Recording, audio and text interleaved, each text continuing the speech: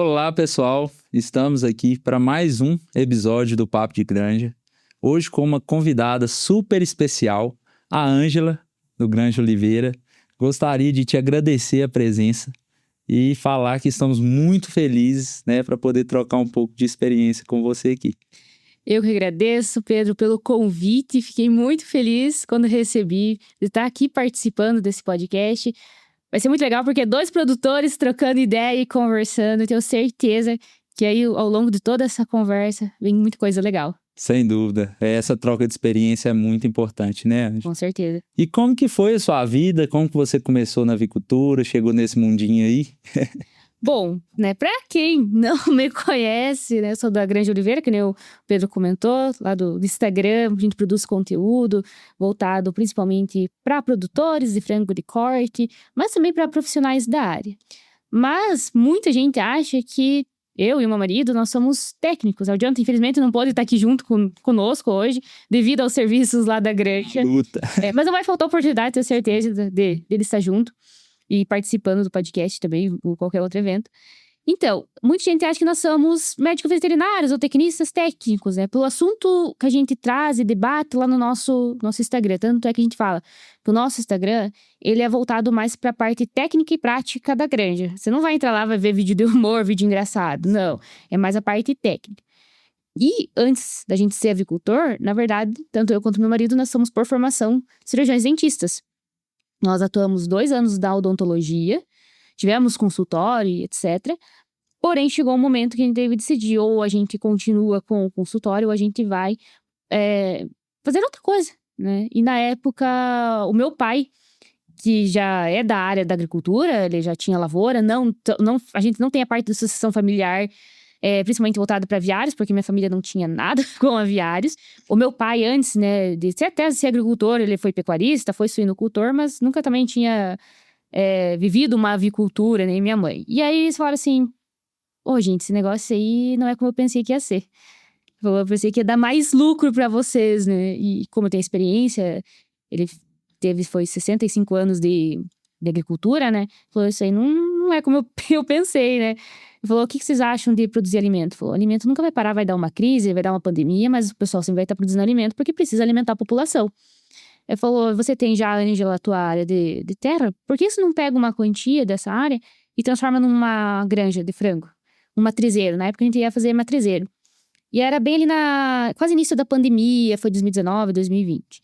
A gente foi atrás, eu e meus pais, porque a gente tava com consultório, tinha o consultório. Ele começou a ir atrás para nós, para ver. Na época ali, a empresa, eles não estavam pegando novos integrados. Tinha que pelo menos esperar 2 anos, né? Ou então, quem já tinha matrizeiro. Aí a gente falou, então, já que não dá, né? O rapaz, o próprio matrizeiro falou assim, procure o pessoal de frango de corte. Tem uma empresa X, lá no Paraná, que é no Paraná, né? Nós somos, que tá precisando de integrados. Aí meus pais, eles entraram em contato, e aí a gente sentou numa reunião com o pessoal da empresa, e a gente decidiu, então, entrar no frango de corte. Mas antes da gente começar a construir, a gente ficou 1 ano e pouquinho ali só estudando, entendendo como que funcionava, conhecemos várias granjas, e a gente tinha uma noção de granja de galinheiro. Me desculpa falar a palavra, mas é assim, o galinheiro, aqueles aviários de cortina, alto, antigo, aquele cheiro de amônia dos aviários. Era essa a nossa visão de granja, sabe? E a gente entrou a primeira vez no aviário de um vizinho nosso lá, que era sistema Dark House, e falou, nossa, é outra coisa. Não tem nada a ver com o que eu pensava. Olha a tecnologia. Era algo assim totalmente diferente. Diferente, exatamente diferente pra nós. Não é isso aí então que a gente vai fazer. Vamos então. Daí a gente começou a estudar, visitar a granja. Eu comecei a fazer cursos. O Jonathan fez vários cursos também na Embrapa, pra entender também como funciona a parte de custo de granja, gestão de granja. Tive o meu pai, que foi um grande professor pra nós, nessa parte de administrar, gerenciar e etc, né, o negócio. E aí a gente falou, então vamos construir. Daí em 2020, a gente já, 21, nós já estávamos alojando nosso primeiro lote em outubro de 2021. Que legal. É muito bom a gente ver esse tipo de história, né? Que vem ali de outra área, né? Já consolidado, formado, com consultório e tudo mais. E hoje tá ali na avicultura, né? Trabalhando e vivendo o dia a dia, né? Eu até falo que a gente cria animais que nem dente tem. E a gente mudou totalmente de área. E a gente não se arrepende de nada. Se fosse pra fazer, a gente fazia tudo de novo. Tudo de novo, E a avicultura, ela acaba... Todos os podcasts a gente fala disso. Mas a avicultura, ela é apaixonante, né? Quando a gente entra, vai entrando devagarinho, vai tomando espaço no coração... E a gente acaba apaixonando com a atividade, né? Eu acho que principalmente por a gente não ser, que nem meu marido, a gente não era da área, não tínhamos uma sucessão, né? Não conhecíamos nada dessa área da avicultura. Era da parte de lavoura, etc. Mas e saúde, né? Então era isso que a gente tinha de noção. Então, por a gente ser totalmente diferente, e muita gente também duvidou, o que esses dois, né? Na época a gente tinha 24 anos, quando a gente iniciou ali a granja, 24, 25 anos, construir, o pessoal falava... Eles são loucos. Entrar no negócio. Eles construíram uma granja, eles investiram em granja e não é bem assim, sabe? E aí falou, não, a gente vai mostrar que a gente realmente consegue, que a gente é capaz. E a gente foi lá, estudou, se dedicamos. A gente até fala que nossos primeiros 2 lotes, podemos dizer assim, a gente tinha um filho de 5 meses, quando a gente alojou a primeira vez, a gente ficou 42 dias longe dele. Nossa. Ele ficava só na casa da avó, ou da minha mãe, que é a nona, que a gente chama. E a gente via eles... Quando ele ficava na nona, a gente via ele 1 hora no dia, no máximo, assim. E se ele ia pra avó, a gente via via ele cada 15 dias, mais ou menos. E a gente precisou ter esse período de praticamente 2 lotes pra gente se dedicar inteiramente na granja. A gente dormia lá dentro do aviário, realmente, na casinha, pra entender realmente como funcionava tudo. Eu lembro que na época... Eu assisti um webinar do José Luiz Januário, sentada dentro do aviário, ficava lá assistindo e reassistindo, olhando o pintinho, o que ele falava e tentando colocar em prática tudo o que ele ensinava, sabe? Pra realmente entender como que funcionava a granja. E a gente vê, né, que toda história, ela tem um início difícil, né? A gente tem as dificuldades. Eu lembro do meu início lá também, eu estudava, fazia faculdade de administração aqui em Sete Lagoas e ia e voltava todos os dias pra granja. E muitas vezes eu dormi dentro de uma caminhonete cabine simples. Uns 8 meses ou mais. Que só tinha uma estrutura na granja de casa. Eu tinha um granjeiro naquela época, então eu tinha de ficar dentro da caminhonete. Era uma situação assim, principalmente no período de aquecimento, né? Claro que no restante do lote eu ia pra casa sede, era mais tranquilo. Mas o início foi muito difícil também. Mais ou menos assim, igual você tá contando, né? A gente tem que abrir mão de algumas coisas e tudo. E o seu mais ainda, né? Ter que deixar o filho ali. Eu sei quanto difícil é isso. Hoje eu custa ficar um dia longe da minha menininha. Eu fico doido pra estar em casa, pra estar com ela. Então é realmente... Mas são coisas que valem a pena, né? Sim. Quando a gente olha pra trás e vê o que passou, o que aconteceu e onde estamos hoje, né? Tem momentos que a gente precisa abrir mão de muita coisa. Sim. Dos prazeres da vida também. Muitas coisas a gente deixou de sair com amigos, festa, pra estar ali realmente se dedicando à granja. E muitas vezes tendo que abrir mão de estar junto com o nosso filho. Uma vez em um evento da empresa mesmo, um rapaz falou bem assim, que era integrado, comentou, essa aí gosta de ficar mais com os frangos do que o próprio filho. Mas eu sabia qual que era a dor de estar longe deles, né, dele, no caso, que na época só tinha o Otaviano, pra poder me dedicar à granja. Pra me entender a minha granja, pra conseguir gerir a minha granja realmente, né. Hoje, foram os 2 primeiros lotes, daí claro, mais o primeiro ano inteiro, aí ele voltou pra casa, a gente tinha que ficar um pouco longe dele, nos períodos de alojamento e de vazio sanitário. Mas hoje eu vejo o quanto valeu a pena. Sim. Hoje a gente fecha o olho, tanto eu e meu marido, e a gente entende como funciona toda a granja. Isso é importante. 100%, sabe? A gente já teve funcionários também. Hoje a gente voltou novamente a tocar a granja, mas quando a gente estava com funcionário, a gente sabia que podia sair da granja, que estava tudo certo. Estava tudo tranquilo. Não precisava ficar me preocupando, tá ligando todo momento, sabe? Sim. Isso é muito legal e assim, parabéns pela sua história, né? E Jonathan também, né? Tô te esperando aqui. Vamos combinar da gente fazer outro bate-papo aqui com todo mundo, né? E a Granja Oliveira, o Instagram, quando que surgiu? Foi já no inicinho? Então, primeiro, que nós, desde a nossa da unidade, nem somos conhecidos como Granja Oliveira. Ela é Lubachevski, unidade Lubachevski, né? E aí, claro, todo mundo depois começou a conhecer por Granja Oliveira por ficar famosa no Instagram. Sim. Né? Mas lá tinha abate como Granja Lubachevski. E o Granja Oliveira a gente colocou em homenagem do meu pai, né? Porque ele que apoiou a gente, foi o único louco, vamos dizer assim, falou, vou apoiar vocês, isso aí. Né? Ele é minha mãe, né? E como ele apoiou muito nós, na época ainda era Granja Oliveira de 1958, que era uma homenagem a ele, porque ele começou em 1958, eu tinha 14 anos na época, e a gente quis homenagear ele. E aí permaneceu o Granja Oliveira, a gente só tirou daí de 1958 e permaneceu-se Granja Oliveira, porque muita gente pensava que tinha ali Granja desde 1958. Entendi. Mas era pelo nome só, né? E quando meu pai tinha os contratos, ele colocava Granja Oliveira, né? Os nossos contratos eram assim na época. E aí só permaneceu o Granja Oliveira, então homenagem a ele. E aí o Instagram veio já do finalzinho do primeiro lote nosso. Né? Nós até estávamos conversando antes ali. A gente sentia essa dificuldade. Quando a gente iniciou na avicultura, não tinha tantas redes sociais que falavam sobre avicultura, né, que ensinavam o produtor, traziam o dia a dia. Não tinha isso na internet. A gente sentiu mais dificuldade para buscar o conhecimento. Então, como eu disse, assistia webinars que a empresa passava na época, durante o ano, procurava artigos. Por ter a formação, me facilitava bastante procurar artigos, ler livros.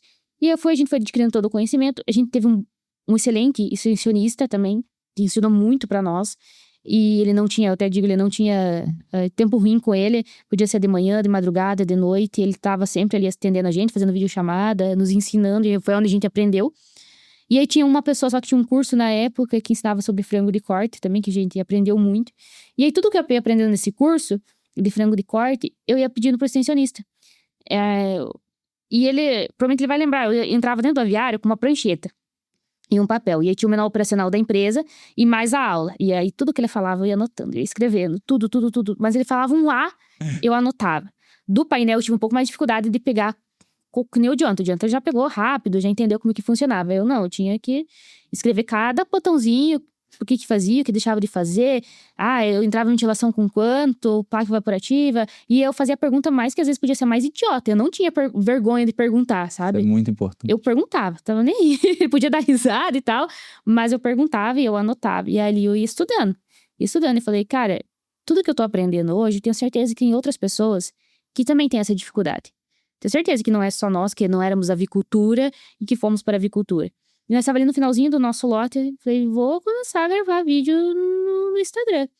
E aí começamos a fazer alguns posts, no começo era vídeos mais assim, mostrando os pintinhos, não era tanto falando, né? Uhum. E aí depois eu comecei a fazer alguns posts daquilo que a gente ia aprendendo na granja, aí eu comecei a me soltar muito mais. Comecei depois o Jonathan foi vindo junto, ele tem um pouco mais de vergonha, mas quando ele fala, ele realmente dá uma aula lá no Instagram.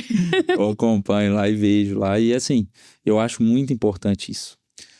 Eu tive também muita dificuldade quando comecei, era antes ainda, então tinha menos ainda conteúdos, né? Era uma novidade na região, Galpões Dark House, meus galpões foram os primeiros aqui da região a ser Dark House, então nós tivemos muita dificuldade também nesse sentido. Uhum. E o Papo de Granja, ele vem da Carol, né, da ideia dela, de ver as pessoas me ligando. Como que faz isso? Como que faz aqui? Ela falou, não, nós vamos fazer alguma coisa para passar informação pro pessoal. E também surgiu, assim, dessa demanda, né, dessa dificuldade que eu tive lá atrás e da dificuldade do pessoal em procurar a gente e tudo. E em questões regionais também. Às vezes pedir um auxílio em coisas simples, né? Mas igual você disse, não tenha vergonha de perguntar, né? Eu adoro quando a pessoa me manda lá no direct lá uma pergunta que, por mais que a pessoa ache que seja uma pergunta simples, eu tenho total prazer em responder, né? E vocês também, né? A gente já conversou algumas vezes pelo direct lá, né? Antes até do Papo de Granja, bem antes do Papo de Granja. E isso é muito importante. Eu acho que o que... Né? Exatamente. É o que faz a gente ganhar experiência e a pessoa que está perguntando aprender o que ela precisa de aprender. Exatamente. O conhecimento ele não tem que ficar guardado e fechado só para você. Sim. Você precisa compartilhar esse conhecimento com outras pessoas. Porque não vai estar ajudando somente você. Outras pessoas também vão estar se beneficiando disso. E o que adianta você ter o conhecimento para ti? E guardar, entendeu? Eu vejo pelo menos dessa forma. E aí, que nem eu falo, veio a ideia do Instagram, de compartilhar. E eu vejo assim que dentro da avicultura, nós dentro da avicultura, do ramo, ainda tem muita coisa a ser debatida, conversada. Na verdade, a avicultura está começando a crescer agora. Sim. né? E principalmente a coisa da internet, do Instagram, das redes sociais. A avicultura começou agora, entende? Tem muito nicho, tem muito espaço. Eu acho que eu vejo assim, dentro da avicultura, para levar conhecimento, para ensinar, tem espaço para todo mundo. Sim. Sem Sabe? dúvida. Eu acho bacana isso, você poder divulgar, falar, né? Ó, que nem vocês aqui são de Minas, por exemplo. Sim, É uma realidade totalmente diferente de nós lá do Sul. sim. E às vezes o que a gente passa, o que a gente ensina, que é muito mais ligado à nossa região lá do Sul, às vezes não encaixa com vocês aqui em Minas, por exemplo. Não é verdade? Até porque, por questões de integradora mesmo, né? Isso. Às vezes tem uma integradora funciona de uma forma, na outra já não é permitido funcionar. Dentro da mesma integradora, se ela está em regiões diferentes, tem essas diferenças. Tem, exatamente. É. E aí vocês, por exemplo, tô aqui, consegue muito mais ajudar o pessoal da região de Minas, não é verdade? Não que não ajude as outras pessoas, mas Sim, é mais fácil porque você vive aqui na região, então tu entende como que funciona tudo, a realidade. E aí depois do Instagram, a gente veio com nossos programas de mentoria, que aí a gente viu, tem uma oportunidade aqui. sim. Aqui a gente pode dar mentoria, a gente pode dar curso, treinamentos. É um gargalo que ainda existe na avicultura, que precisa ser ocupado, não só por nós, mas muito mais pessoas estiverem levando conhecimento melhor. Eu vejo, como eu disse, eu vejo dessa forma. A Ângela e o Jonathan não vão conseguir estar atendendo todo mundo ao mesmo tempo. E tem muitos avicultores no Brasil inteiro e que precisam de ajuda e que precisam investir na parte de treinamento e capacitação. Eu até falo, a gente vê muito isso dentro das grandes empresas, né? Sempre tem treinamento todo ano para equipe técnica e etc. Mas falta pro produtor também. É. Não é você só pegar apenas o produtor, o granjeiro, jogar ele lá dentro do aviário. E deixa ele se virar. E ele se vira. Vai funcionar. Não vai funcionar dessa forma. É. E aí a gente falou, não, vamos montar também a mentoria, vamos montar o nosso... A Granja daí veio a Granja Oliveira Expert. Que é para fazer esse tipo de treinamento. Isso é Mentoria, muito palestra, legal. Por aí vai. E é necessário, Isso. né? Eu acho que para os avicultores integrados, produtores e granjeiros, né? Eu acho que falta muito, principalmente para essa ponta, né? Que são os granjeiros, quem está ali no dia a dia. Aqui na nossa região, eu não sei como que é lá para vocês essa realidade, mas aqui para nossa região é muito investidor. Uhum. Então a pessoa vai ali, monta um aviário, que é um negócio excelente, né? E coloca uma pessoa para tomar conta daquele aviário, né? E essa pessoa nem sempre ela é do ramo da avicultura e nem sempre ela é capacitada. Então o que acaba gerando? A pessoa entra sem conhecimento, o técnico, né, que acompanha, ele tem uma passagem rápida pela granja, uma vez por semana, né, ou duas, mas assim, geralmente uma vez por semana, e o cara fica lá 6 dias sozinho, né, que o técnico vai. Então eu acho que falta um pouco desse treinamento e é muito, muito importante isso, né, principalmente para o produtor e para o granjeiro que está começando, para o investidor e para o granjeiro que vai, né, tomar conta ali de um investimento que não é barato. Não, né? A gente fala hoje de granja, na verdade, não é mais galinheiro. Não é. É só para ganhar uma coisinha ali, não é uma empresa que você É. investe hoje, comparado em 2019, 2020, antes da pandemia, era uma coisa, em questão de investimento. Sim. Não que não era alto, mas era uma coisa. Pós-pandemia, Outra é outra história. coisa. É um investimento muito grande. Com o investimento que a gente faz na granja, muitos negócios dentro da cidade não têm um investimento tão alto. E por isso que precisa ser gerida como tal. Como empresa. Exatamente. E isso é uma coisa também que a gente sempre levou muito a sério e eu vejo que vocês também fazem lá, de vez em quando você posta lá, fazendo lá todo o acompanhamento, né, planilhas e tudo. E isso é muito importante.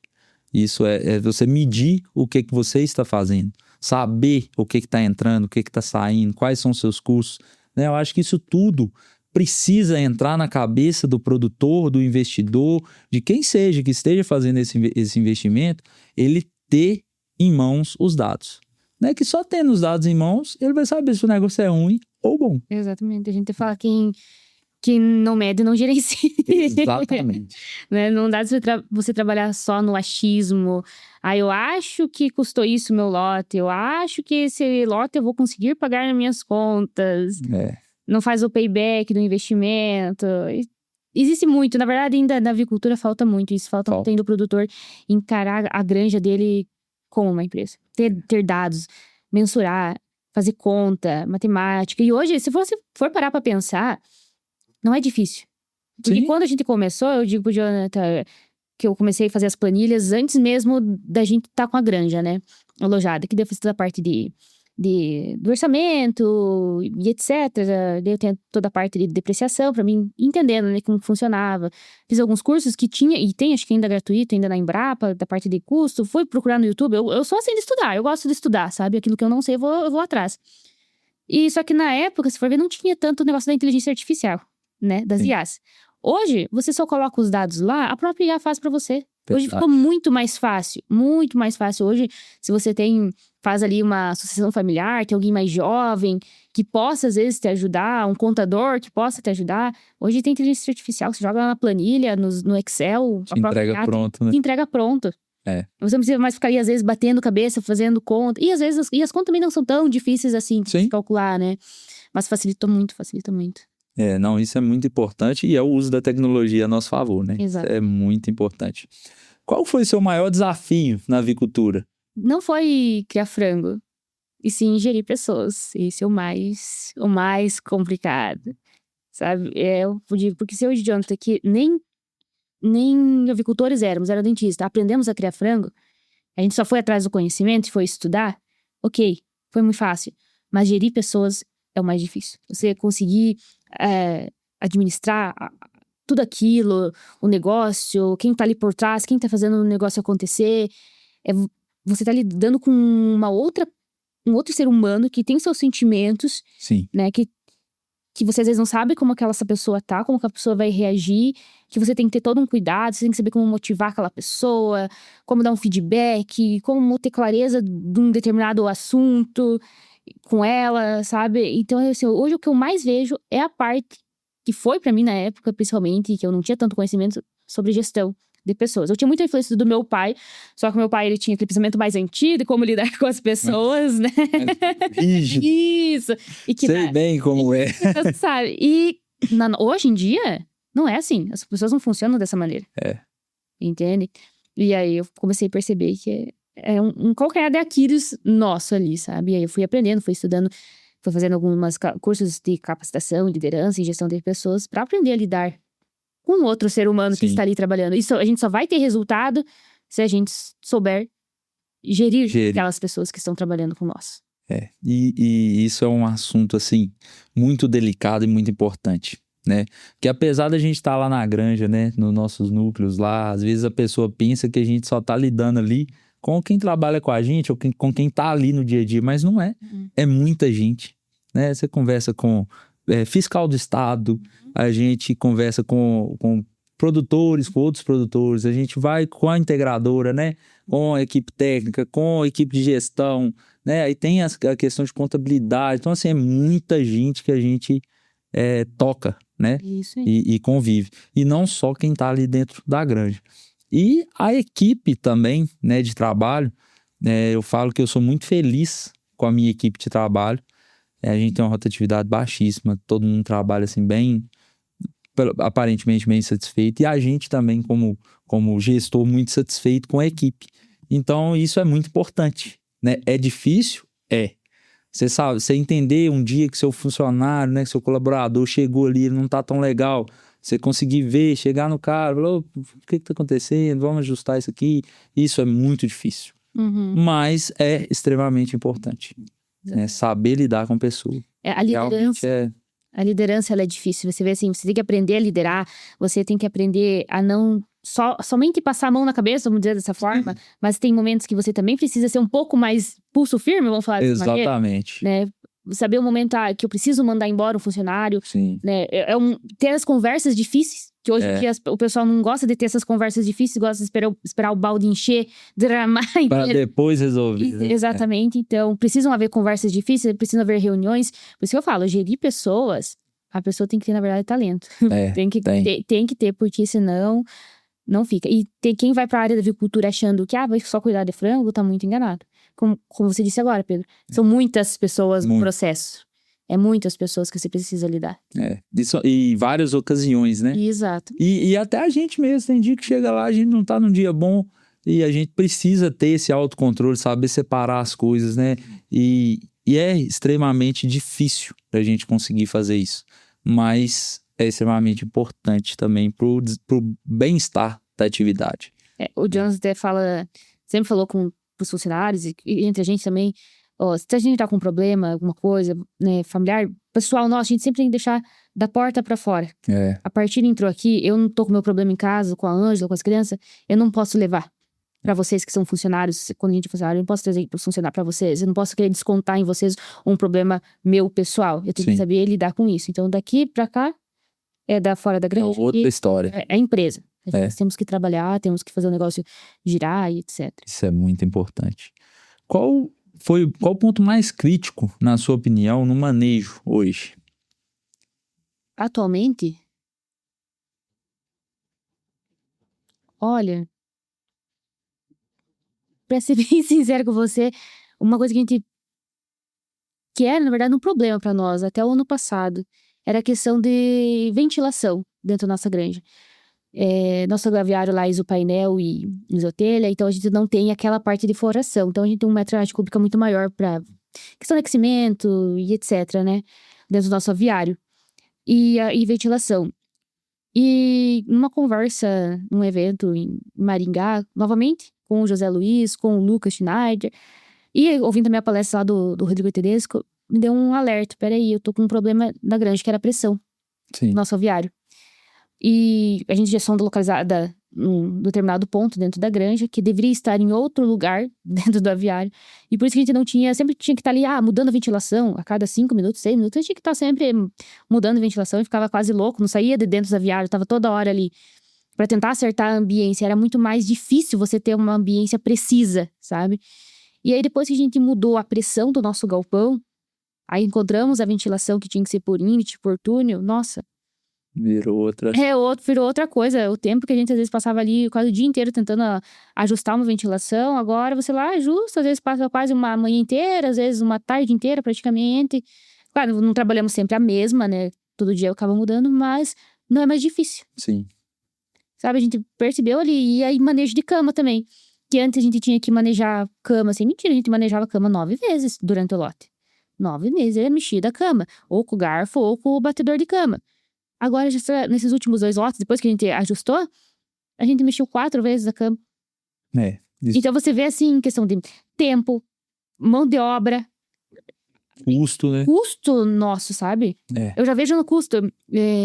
O custo nosso de 2025, ele foi muito grande em questão de aquecimento, porque eu tinha que aquecer muito mais, porque eu tinha que ventilar muito mais, isso gasta, consequentemente, também mais energia. Sim. Hoje para agora, desses últimos lotes. A diferença que já deu. Então, assim, eu vejo que essa era uma das maiores dificuldades nossa, que com simples ajuste mudou tudo. E eu tenho visto aqui que tem chegado para mim perguntas muito com relação a isso. Principalmente a ventilação mínima. O pessoal tem tido muita dificuldade com ventilação mínima. Tem alguns padrões que eles seguem, né? Aqui na região, principalmente, é muito padronizado as coisas, sabe? E às vezes não funciona na dinâmica correta com o galpão. Então, a gente tem visto muito isso. E aí acaba, como você bem falou, acaba afetando cama. A pessoa molha a cama ali já no início do lote, aí já precisa trabalhar mais, chega ali com 20 dias, já tá um caos. E assim vai só piorando, né? Consequentemente. Então, isso é muito importante. E assim, se fosse para me responder, eu responderia a mesma coisa. Isso é muito legal, né? Eu acho que, apesar da gente estar numa região muito diferente, né? Que é muito quente, lá para vocês não tanto, né? Igual para nós. E nós lá é mais frio do que aqui. Exatamente, para vocês lá já é mais frio e tal. Então, assim, mas o desafio continua o mesmo. Né? E isso é interessante da gente saber, até pra gente poder buscar informação também. Exatamente. Né? Como você fez, como que... Que nem você falou da questão do padrões, né? A gente seguia um padrão da antiga empresa, que tinha que trabalhar com uma pressão tal, com uma ventilação tal. E não funcionava na nossa granja. E a gente não entendia por que não funcionava. E, claro, a questão do buscar o conhecimento, ir lá num congresso, né? Pra assistir, conversar fazer um network, né? Porque para isso que eu vejo que serve um congresso, um simpósio, você participa, é você ter lá, trocar uma ideia e vir com uma informação diferente que vai te agregar lá na tua granja. E conversando, em um bate-papo, a gente descobriu onde que era a nossa falha. Testamos. Já, na verdade, eu nem saí de lá, só liguei pro Jonathan, falei, faz isso e isso aí na granja, me diz como que ficou. Mudou já no mesmo momento. Da água pro vinho, em questão de ambiência lá pra nós. E falei ali, esse era o... Era o pulo, né? Aí que tava o nosso problema, gente. E você falou do Lucas aí, manda um abraço pro Lucas. Lucas foi nosso técnico aqui. Foi. Legal. Lucas é uma pessoa, assim, excepcional. Adoro ele, pessoa nota 1000. E hoje tá onde tá, né? É verdade. Merecedor de estar onde tá. O que você considera um lote bem feito? O lote bem feito? O básico, feijão com arroz. Feijão. Então, você não precisa querer inventar moda, blá blá, mil e uma coisa. É fazer o básico, eu vejo que é isso. Só que o básico bem feito você tá todos os dias. Eu vejo assim, que quem faz uma granja e acha que vai deixar a granja lá, e vai uma vez no dia, 2 vezes no máximo, e pronto? Não. A granja precisa, novamente, volta, a granja é uma empresa, e você tem que estar lá. Sim. Eu vejo assim, você tem que entrar de manhã e fazer pelo menos 8 horas de trabalho. Pelo menos umas 8 horas de trabalho. Tu tem que estar ali, trabalhando. Sem dúvida. Quando a gente tinha funcionários antes trabalhavam, eram CLT, batiam um ponto, e fora do horário comercial, era nós que trabalhávamos dentro da granja, né? Final de semana, feriado também. Hoje não temos funcionários lá na granja, é nós dois que estamos tocando o lote. Que nem no início, nossos 2 primeiros lotes também era só eu e o Jonathan, né? Então a gente voltou que nem era lá no início. E digo, a gente continua trabalhando da mesma maneira. Sim. Os frangos acordaram, já muda claro, a gente tem o controlador, a gente consegue controlar pelo celular. Então isso facilita. E a gente tem o conhecimento. Porque quando antes a gente não tinha o conhecimento, a gente ia lá na granja e fazia as mudanças. Hoje que a gente já entende como funciona toda a granja, também tem câmeras, etc. Então facilita. Então os frangos vão dizer que acordam lá 5 horas da manhã, 4 horas da manhã. Ele de casa mesmo, já olha pela câmera, já modifica no celular, porque ele já tem a noção do que tá precisando. do que tá precisando, que tem que fazer. Ele, depois de 1 hora e pouco, 2 horas, aí ele vai pra granja, faz toda a questão de manejo, verificar se tem comedor, se tem linha, né, vazamento e etc.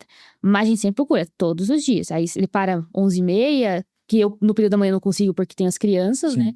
E aí, novamente, depois do almoço ele retorna pra granja, que como eu também daí vou pra granja, trabalho da 1h30, eu trabalho na granja da 1h30 às 5h. E aí ele continua, normalmente à noite é ele quem vai, que daí à noite eu fico com as crianças. Se as crianças não forem pra avó, senão é a gente, daí vai pra granja de madrugada. Tem que ter rotina, eu vejo isso, tem que ter rotina e tem que estar na granja. Então pra ter um lote bem feito, tem que estar na viagem. E fazer o básico bem feito. Né? E ter aquele feeling ali, né, de entender o que o frango tá pedindo, o que o pintinho tá pedindo, né? Exato. É o bem feito, sabendo o que tá fazendo, né? Não adianta a gente ir pra lá, fazer o que tem que fazer, porém no achismo, né, como você bem disse. A gente acho que tem que aumentar a ventilação, acho que tem que aquecer mais ou aquecer menos. Isso a gente precisa ter. Aí voltamos lá nos dados, né? Ter os dados em mãos pra gente saber o que realmente precisa fazer. E com o tempo isso vai ficando automático, né? Como o Jonathan já tá, né? Já tá com uma situação mais automática, porque ele já sabe de qual é salteado o que o galpão oferece, né? Por isso que eu falo assim, você que tem uma granja, se você vai cuidar de uma granja, você não é um investidor, você é um produtor que tá lá, ou você é um granjeiro, você tem que estar vivendo a granja, tem que estar vivendo a rotina, para você entender como funciona toda a tua estrutura, onde são as falhas que tem estruturais, porque hoje em dia nenhuma granja, podemos dizer assim, que ela é 100% perfeita, existem as suas falhas dentro de uma viagem, então você tem que saber onde que é, e você tem que tentar trabalhar dentro da realidade que tu tem, fazer o melhor manejo dentro da realidade que você tem, e o principal, saber comportamento de frango. Se você não entende comportamento de frango, não adianta tu ter a melhor tecnologia, o melhor aviário, e tu não souber manejar. Não souber como trabalhar. O principal é entender o comportamento. E o que é entender o comportamento de frango, Anjo? É você ficar dentro do aviário, sentadinho na tua cadeirinha, no teu banquinho, e observando os frangos. Verdade. Isso é uma situação que a gente tenta colocar isso na cabeça das pessoas também. A gente tem que entender o que o frango tá pedindo. Né? E não adianta, como você bem disse, não adianta investir em um galpão de última tecnologia se você não souber operá-lo e não souber o que ele vai proporcionar lá dentro, né? Para as aves que estão lá dentro. E isso é muito importante, ter esse feeling aí rápido, né? Que eu costumo dizer com meus meninos lá, minutos do frango são anos da vida de um ser humano. Então a gente compara, né, a idade de um ser humano, uma vida completa de um ser humano com a vida completa do frango. Então, 1 segundo que você perde ali com uma programação que não esteja legal ou com alguma situação, uma linha quebrada, você está tomando ali anos de vida do frango, né? Então a gente tem que estar muito atento a isso. É a gestão de tempo, né? Sim. Se você não souber gerir o teu tempo, tu tá perdendo dinheiro. Exatamente. Então, não tem, você tem que aprender a gerir teu frango, como disse, tem que aprender a entender o comportamento de frango, tem que estar dentro de um aviário, tem que estar dentro de uma granja, não adianta, como eu disse já anteriormente, não adianta você criar um aviário, ter ele só pra achar que, né, vai te dar um dinheiro a mais, ou colocar a pessoa e jogar lá dentro e se vira, Deixar. né? E até porque tem as coisas que acontecem no dia a dia também, né? Arrebenta um arame de um forro, né? Vocês não têm esse problema lá, né, galpão? Não, mas igual, não tem, porque Tem nas vigas, né? Tem das linhas, né? Das linhas. Então, a gente tem que estar atento, né? Vem um parafuso, alguma coisa na ração, acaba quebrando uma linha, um vazamento de água, um nípel que travou. São muitas situações que podem acontecer ali no dia a dia também, né? Se for ver, o ciclo é curto do frango. Muito curto. É 42, 47, 28, 26 dias. Comparar com outras produções, é um ciclo muito curto. Que então tem que ser rápido, tem que agir o quanto antes. Por isso que é interessante da parte de gestão de dados, que eu adoro fazer isso, tento ensinar sempre para os meus mentorados sobre gestão de dados, porque você consegue agir, você não precisa esperar sair o resultado do lote, vir o borderô, sentar a extensão e falar assim, vamos tentar adivinhar o que aconteceu no lote. Onde que eu errei? Onde será que errou? Porque sempre será onde? Será que é isso? Será que foi aquilo? E quando você faz gestão de dados, você vem acompanhando diariamente ou semanalmente, tu sabe aonde você está errando. Você sabe aonde você precisa ajustar, onde você precisa melhorar. Você não precisa esperar o lote terminar. Você consegue agir antes. Isso é muito importante. Até porque o resultado de um financeiro, né, de um lote que não foi tocado de forma correta, ele pode ser um divisor de águas para continuar ou não na atividade, né? Exatamente. Para a pessoa poder falar da atividade, ele tem que ter esses dados e tem que gerir bem, senão não vai para frente, não vai funcionar. Exatamente. Isso é questão bem importante. O que você nunca abre mão em um lote? Que eu não abro mão durante o lote, assim? Sim. Olha, eu não abro mão de aquecer meus pintinhos. Eu não economizo, vou aquecer só meus primeiros 7 dias, depois eu não preciso fazer mais aquecimento. Não. O que eu sei, assim, que eu posso gastar um pouquinho mais. Eu sei que lá no final, eu vou ganhar em resultado. Sim. Que nem nós lá, como eu disse, é diferente o clima, né? Então, normalmente, a gente às vezes aquece no inverno, bem brabo, assim. Às vezes 35, 36. Quase que o lote todo, quer dizer. Praticamente o lote todo, sabe? Você aquecendo. Só que eu sei que isso vai me ajudar, vai me dar um resultado, vai trazer um conforto. E então, ter às vezes que eu diminui um pouco a ventilação lá pra abafar. Às vezes eu não preciso abafar o meu lote, e isso depois me dá um problema de uma aerossacolite, algum outro problema respiratório no meu frango. Eu sei que eu consigo manter os dois, equalizar os dois. Posso gastar um pouquinho mais? Posso, mas eu sei que lá também no final eu vou ganhar um pouco a mais também. Você vai ter esse retorno. Esse retorno financeiro, sabe? Então assim, eu não abro mão de um bom aquecimento. Não abro. Eu acho que isso é unânime, né? Acho que todo mundo que tem esses dados em mãos, ele vai votar no aquecimento nessa situação. E, além de tudo, ele está assim, ligado fortemente ao desenvolvimento da ave, né? Então, se a gente não tem um aquecimento correto, um aquecimento legal, você não vai ter um desenvolvimento da ave da maneira que tem que ser. Aí, lá no final, você tem uma ave com uma conversão alta e você quer achar onde você errou no seu equipamento, na sua regulagem, mas o seu aquecimento pode ter sido ocupado. Pode ter sido não. Térmicas. Exatamente. Aquelas variáveis. Não. Vou desligar de dia. Né? Ou aquela coisa assim, de dia não tava aquecendo, né? E à noite não vai estar tão frio assim. E a temperatura de madrugada despenca. Mas o produtor não quer fazer fogo, o granjeiro não quer fazer fogo às 3, 4 horas da manhã pra manter 1, 2 horas. Mas ele perde. Eu vejo isso. A gente sabe disso porque a gente já sofreu na pele, com dados, olhava nossos gráficos e aí, ali no que a gente tá errando.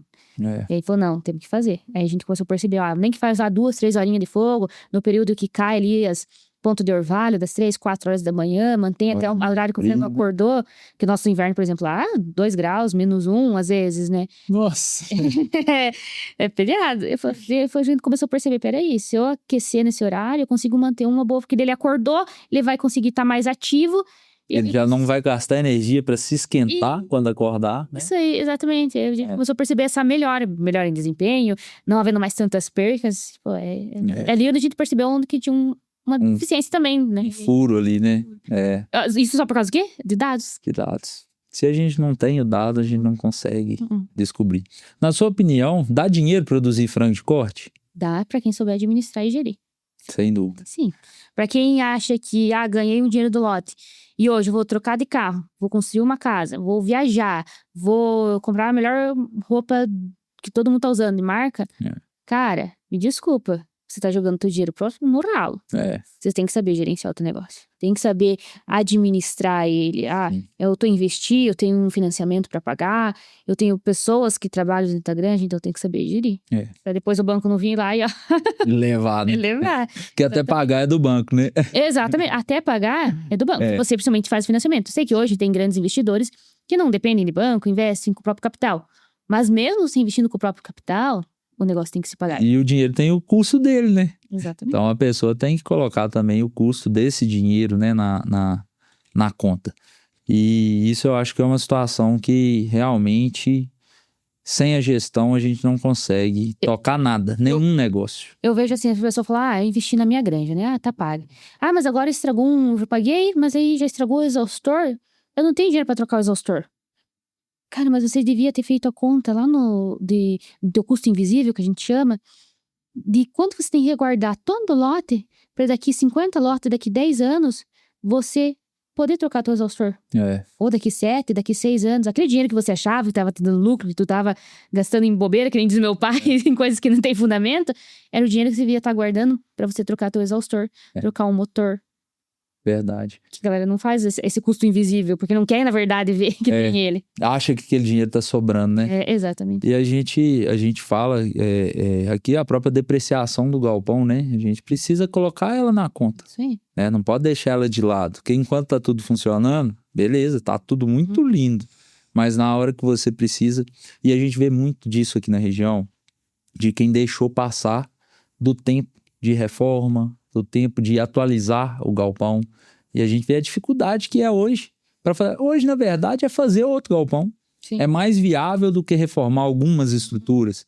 Entende? Então, isso tem que entrar na conta e o produtor, hoje, cada vez mais, isso aí daqui para frente vai ser mais e mais, tem que estar atenado às novas tecnologias. Tá chegando coisa nova, vamos ver isso aqui. Funcionou? Já vou me programar para tá fazendo. Porque as genéticas estão cobrando, né? Tá mudando, assim, muito rápido.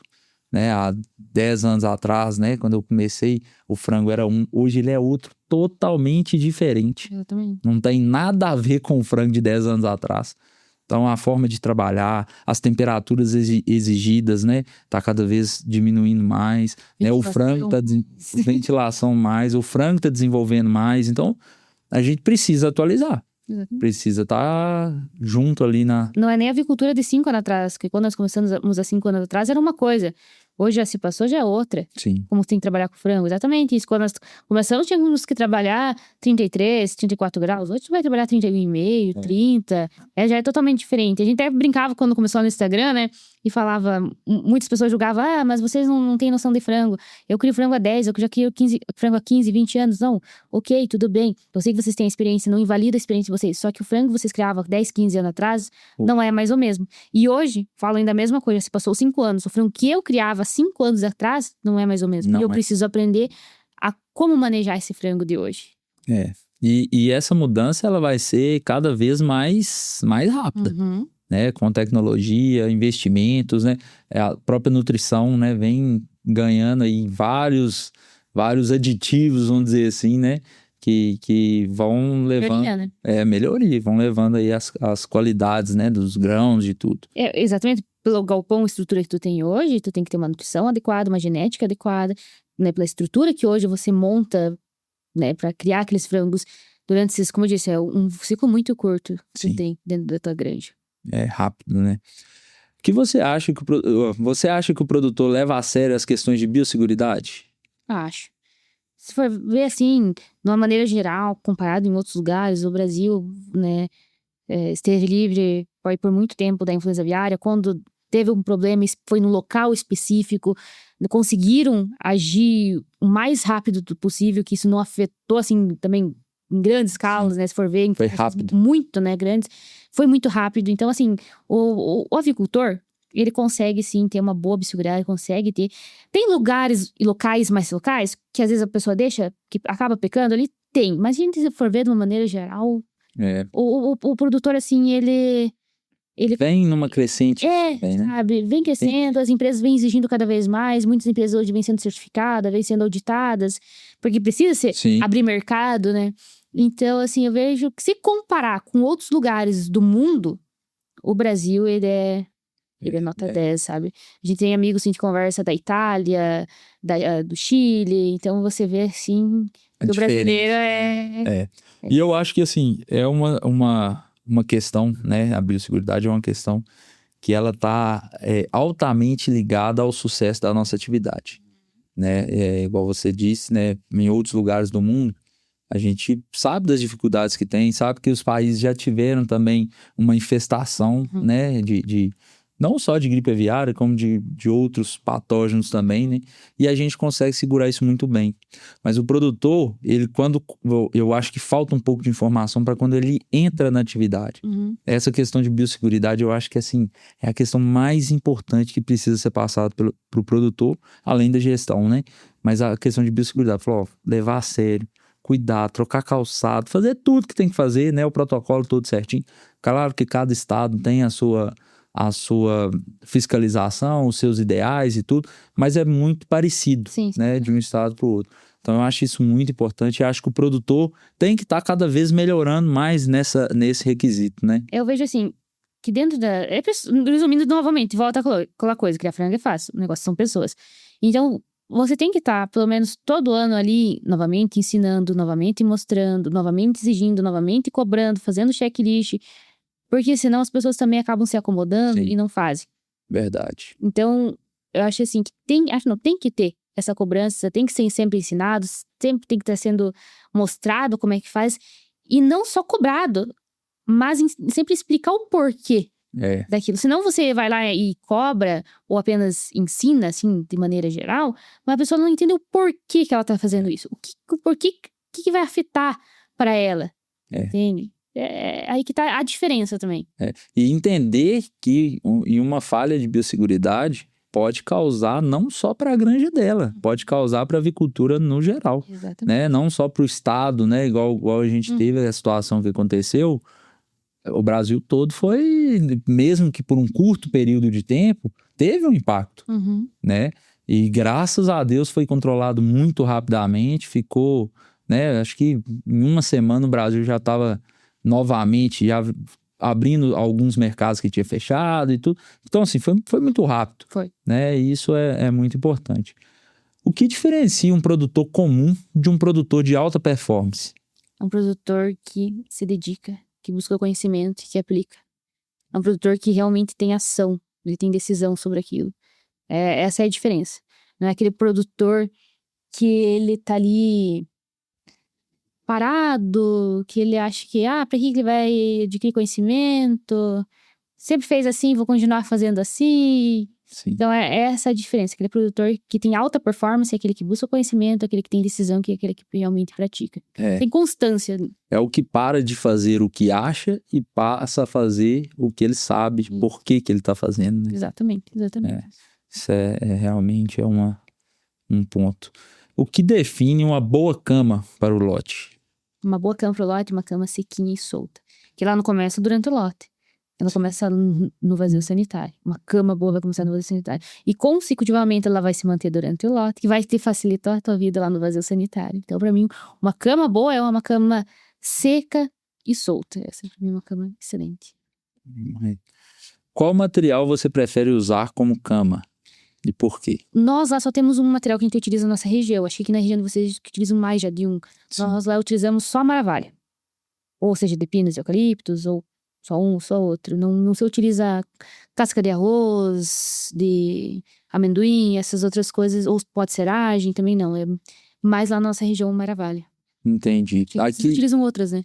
Aqui, na verdade, muda de integradora para integradora, né? A integradora que tem algumas exigências de mercado, né? Ela utiliza só maravalha também. As outras têm outras formas de cama, né? Mas assim, pela minha experiência, pelo que eu já usei a casca de arroz sem triturar, né, a inteira, e a Maravalha. Né? Sem dúvida, a Maravalha é uma excelente opção. Né? E a casca de arroz, ela é uma boa opção também, porém ela tem uma dificuldade ali no primeiro lote. De absorção. De absorção. Mas depois que ela já gera uma matéria ali, também fica muito bom de trabalhar. Né? E a diferença maior é custo. Sim. Né? Em relação de um ao outro. Sim. E o primeiro lote. Né? E que a Maravalha também, se não for bem trabalhada, ela também causa no primeiro lote ali um desconforto, né? Se a pessoa souber manejar muito bem ali em questão de quando entrar com uma placa evaporativa, iluminação, regulagem de equipamento, e tiver mal regulado em init, vai dar problema. Vai umedecer tua cama, vai ficar uma pasta aquilo lá. E a Maravalha ainda, ela tem esse poder ainda de absorção maior ainda, então é mais difícil de você conseguir secar ela, né? Depois de que ela umedeceu ali. Depois que ela umedeceu, você vira, passa uma hora, você volta lá, parece que nem teve ninguém dentro do aviário. É isso mesmo. Qual a espessura ideal para o início de lote, de cama? Cama, uns 8 centímetros, 10 no máximo ali. Já é uma boa quantidade já de cama. Fácil de você fazer um pré-aquecimento, fácil de você retirar gás, né? Fica bem mais fácil, sabe? Isso. Claro que nem nós lá começamos sempre com uma quantidade menor, mas muitas vezes a gente prolonga a retirada dela. E trabalha-se com uma cama com uma boa quantidade ali de cama. Mas isso aí também vai depender daí de empresa, questão de logística, etc, pra retirada. E a cama também, assim, né? Eu também tenho eu tiro uma vez só no ano, então a gente acaba tendo um volume muito grande, né? Durante os 6 lotes, né? Mas precisa trabalhar a cama muito bem, né? Para você não ter problema. Isso. É claro que se você tiver volume de cama e não trabalhar da forma correta, você vai ter problema com o pintinho. Exatamente. Né? Você vai ter excesso de gás, você vai ter... Independente, às vezes você acha que ela tá sequinha, né? Por cima, mas você chega ali na profundidade da cama, ela ainda tá úmida, ela ainda tem muito gás. Então, fica mais difícil para você fazer o pré-aquecimento, para liberar os gases, né? Até ela aquecer tudo. Eu vejo assim, que por mais que você tenha uma cama velha e que você esteja seca, por mais que esteja seca em cima e seca embaixo, vai ter um pouco de gás. Não adianta a gente dizer, não, vai estar zerado, não tem nada. Não. Pode ser que depois de um lote, que você já, depois do decorrer do lote, que você já tá ventilando mais, é óbvio que o gás vai cair lá embaixo, né? A questão de amônia. Mas nos primeiros dias, você vai ter, porque tu tem muito nitrogênio. Sim. São muita excreta, é muito ácido úrico. Então, que você deposita e vai se compactando. Por mais que ela esteja seca, por mais que ela esteja seca lá embaixo e solta, a gente tem... Vai ter Então, é essencial, por isso que eu acho que é essencial você fazer rebaixamento ou então retirada de cama para você diminuir essa quantidade, manter ali teus 8, 10 centímetros de cama. É o ideal. E aí você trabalhar novamente. Sim. Senão o desafio fica muito maior para você trabalhar. Da grande. Acho que até um pouquinho da próxima pergunta aqui. Qual que é o maior erro da preparação de cama antes do alojamento? Você não trabalhar com ela, você não secar bem ela. Uma vez, ainda bem que a gente pode mudar de opinião, fala sobre isso, porque a gente vai aprendendo cada vez mais. Sim. Nós antes éramos muito fã do cal virgem, para ajudar a secar a cama. Mas se você não tem cama úmida, por que você vai colocar toda vez cal? Né? Então antes nós, independente do lote, do vazio sanitário, nós colocávamos cal. Só que isso a longo prazo não vale a pena. Também financeiramente não valia a pena, óbvio, né? E aí depois que desse uma umidade na tua cama, que acabasse umedecendo, o que acontece? O cal reage por água. Ele tem o cal virgem, né? Falando não o cal hidratado, mas o cal virgem. Ele tem afinidade por água. Então, se tivesse problema de umidade durante o lote, ele ia acabar reagindo. E daí dá problema de calo de pata. Sim. Aí você pensa assim, mas eu alojei, minha cama tava seca, todo mundo seca, deu calo de pata. Deu uma umidade ali, mas já deu calo, queimou a patinha do meu frango. Então, assim, eu acho assim, pra secar uma cama, o que precisa? O básico, bater cama. Bate bem essa cama, retira os pontos úmidos, afasta a cama da mureta e trabalha e ventila. Deixa ventilar. E vem ventilando. A gente gosta de ventilar. Não posso ventilar à noite, tem muita umidade, chuva, então lacra o pão, mas no outro dia seguinte volta a ventilar. A gente, pra secar a cama durante o lote, além de mexer, não é ventilando? Quando tá com o frango alojado? Então, a mesma lógica que a gente tem que seguir no intervalo, no vazio sanitário. Mas tem que ter pressão, tem que ter que... Seque realmente a cama, passa um arado pra ter maior área de contato, pra você conseguir aumentar a área de contato e conseguir secar bem essa cama. É o básico, você bater. E faz muito sentido, né, a questão do cal.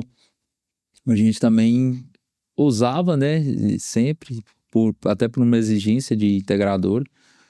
E hoje a gente já não usa mais como usava antes. E é notável essa diferença em questão de pata, principalmente.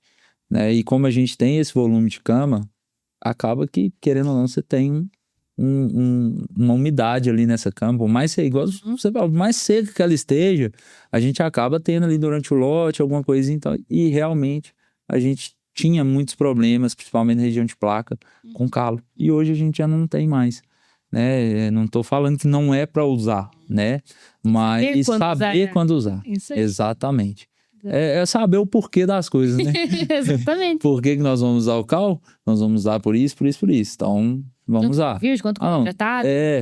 Esse lote. Não tô com necessidade do cal. Vamos dar tem tanta coisa para fazer na granja, né? Então, vamos pegar esse momento que você estaria usando o cal, vamos fazer uma manutenção, vamos fazer uma regulagem íntima, uma regulagem de anelão, né? De tonel-doro ou cortina, do que seja.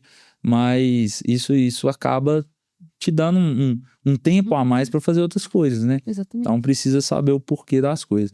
Qual a importância da ventilação para a cama? Secar, principalmente secar a tua cama. Mas tem que ter, eu falo assim, tem que ter pressão dentro do aviário e ventilar de maneira correta, que realmente vai secar a tua cama. Pensando em vazio sanitário. Porque não adianta você estar lá a gente gosta de ventilar com túnel. Porque com o init, a umidade vai acabar sempre depositando ali na tua lateral, em toda a extensão do aviário. E não vai ter tanta pressão como você fosse fazer com a ventilação tipo túnel. Só que eu sempre falo, não adianta com um túnel door escancarado, todo aberto. Sem velocidade de ar. Sem velocidade de ar. Você tem que ter, a gente sempre fala assim, sabe aquelas peninhas que sobra depois que você queima a cama? Que você não vai queimar 100%. Não adianta a gente querer inventar história. Tudo, É exatamente isso. Então você vai ver aquelas peninhas voando. Vai ver o bandô balançando dentro da aviário. Então, ali você está conseguindo realmente secar a tua cama. É essencial você ventilar. Eu sei que hoje, algumas granjas, a maioria das granjas, na verdade, no Brasil ainda são de cortina. Nós, por exemplo, é parede, então a gente só consegue secar a cama ventilando. Mas a maioria do pessoal ainda consegue baixar a cortina e ventilar, e usar a ventilação natural. Eu vou dar a opinião nossa da Granja Oliveira. Se você hoje se constrói em granjas do sistema Dark House, por que a gente vai baixar a cortina pra ventilar? Se investiu tudo aqui dentro do teu aviário, em ventilador, em exaustores, em túnel, por que a gente vai baixar a cortina? Como era na pressão positiva? Não faz sentido. No nosso ponto de vista, Sim. Tá? Não faz sentido. Ergue a cortina, trabalha com o galpão lacrado, fechado, no caso com as cortinas, e ventila. Trabalha com o batedor, trabalha com o teu arado, com o teu agrado, e tu tiver, maneja essa cama e ventila. E além disso, você vai evitar de entrar rato, passarinho, qualquer coisa pela tela ali, entende? E tá com o galpão lacrado. Mantém o aviário ali de mais limpo também, né? Mais livre de qualquer... Estaria trocando os cascudinhos. Do galpão pro outro. Realmente. E pensando por esse lado, a gente mantém a cortina por questão de segurança. Né? Volta na questão de biosseguridade também. Sim. Sem dúvida. Você seca a cama, seca. Se você manejar, trabalhar com a cama, você seca. Olha, nós lá, você tá com vazio curto, o nosso último vazio, por exemplo, foi lá de 8, 9 dias. O Jonathan bateu 4 vezes a cama. Se é um vazio um pouco mais longo, ele bate umas 8, 9 vezes. É um vazio de 15, 20 dias. Mas a gente tem uma rotina. A gente estabelece uma rotina na granja, sabe? Tudo tem que fazer certinho. Às vezes o Jonathan entra, 7h30 da manhã, 7 horas, e ele vai ser, às vezes, 10 horas da noite. Entendi. Dentro do aviário. Enquanto ele não faz aquilo que foi programado... Enquanto ele não fizer o que foi programado, ele não der as 3, 4 batidas, ele não vai parar. Entendi. Porque aí que tá a diferença também. Depois ela fala, putz, eu queria ter uma cama igual a de vocês, a Granja Oliveira. Mas também tem que ser dedicado. Tem que trabalhar. Pra ter uma cama igual a nossa, eu falo, cara, às vezes tu vai ter que ficar até as 10 horas.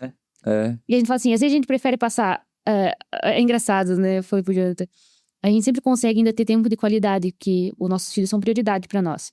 Granja é prioridade, mas nossos filhos também são, porque eles são pequenos e o tempo vai passar e logo eles vão estar grandes e eles não vão mais estar ali com nós, né? E aí eu falo assim, então, a gente às vezes se dedica 2, 3, 4 dias até umas horas da noite, 10, 11 horas da noite, mas a gente consegue, mesmo no vazio de às vezes 7, 8 dias, tirar pelo menos 2 dias pra ficar só com eles.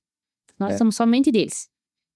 E aí, mesmo assim, a gente ainda consegue fazer todo Fazer o tudo que processo. tem todo o É processo. um planejamento, né? Tem que ter planejamento. Um Tem que ter. planejamento. Senão você corre o dia inteiro e acha que tu não fez nada.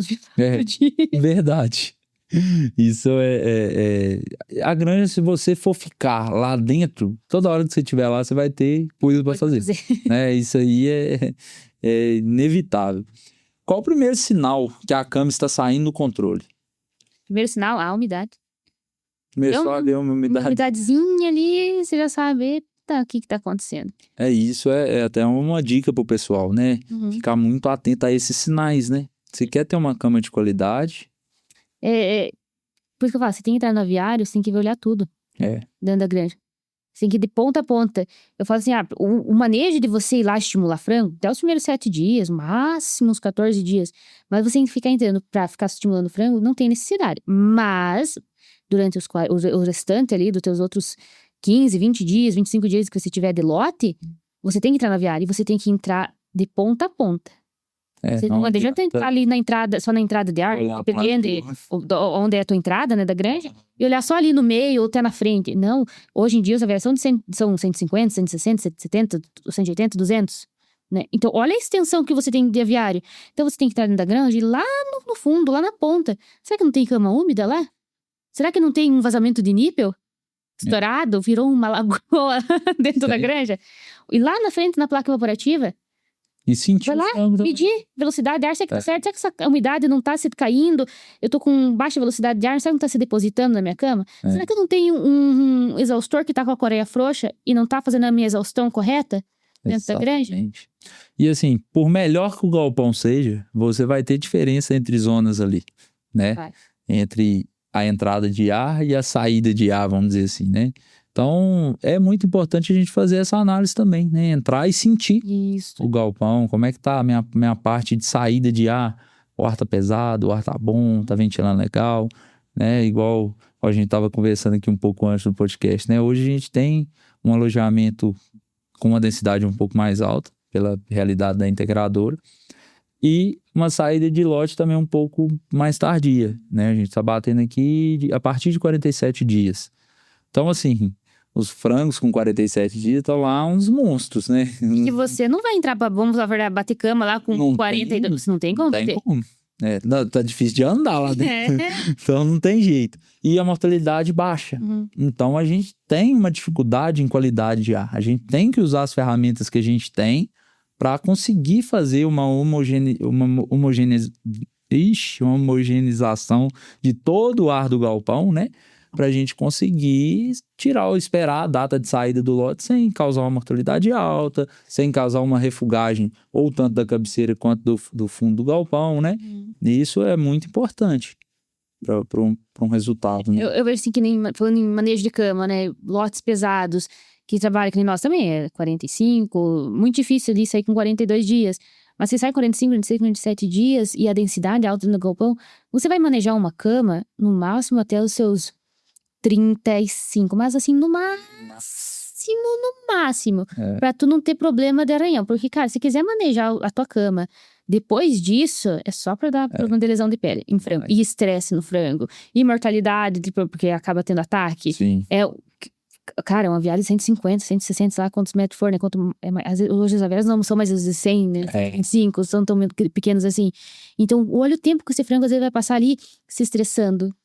Quente, barulho, sem comer direito, sem tomando água direito.